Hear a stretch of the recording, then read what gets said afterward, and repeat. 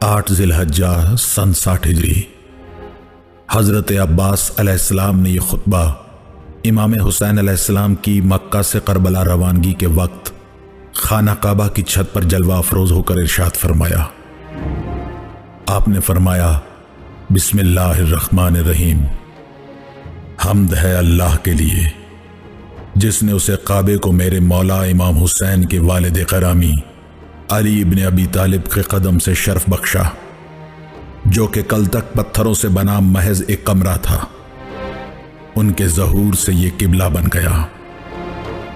اے بدترین کافروں اور فاجروں، تم اس بیت اللہ کا راستہ نیک اور پاک لوگوں کے امام کے لیے روکتے ہو، جبکہ اللہ کی تمام مخلوق سے اس کا زیادہ حقدار یہی ہے اور جو اس کے سب سے زیادہ قریب ہے۔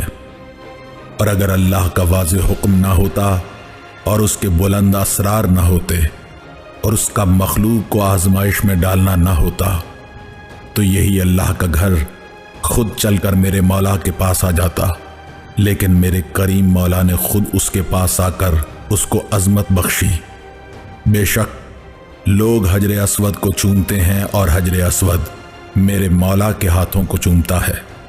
اللہ کی مشیت میرے مولا کی مشیت ہے اور میرے مولا کی مشیت اللہ کی مشیت ہے۔ خدا کی قسم، اگر ایسا نہ ہوتا تو میں تم پر اس طرح حملہ کرتا جیسے کہ عقاب غضبناک ہو کر اڑتا ہوا چڑیوں پر حملہ کرتا ہے اور تم کو چیر پھاڑ دیتا۔ کیا تم ایسے لوگوں سے خیانت کرتے ہو جو بچپن سے ہی موت سے کھیلتے ہوں؟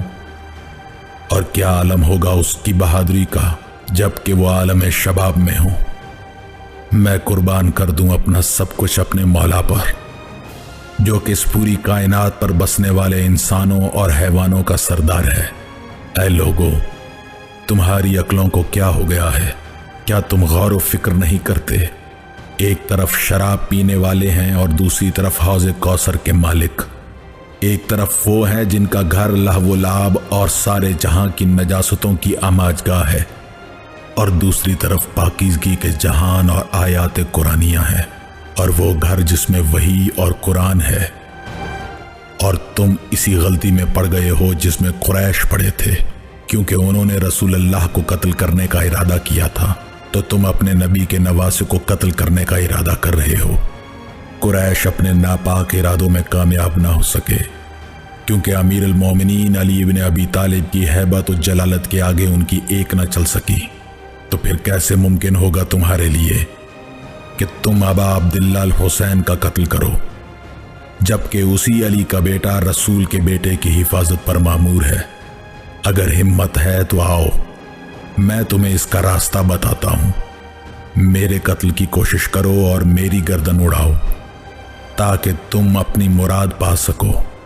اللہ تمہارے مقصد کو کبھی پورا نہ کرے اور تمہارے آبا و اولاد کو تباہ کرے اور لعنت کرے تم پر اور تمہارے آبا و اجداد پر۔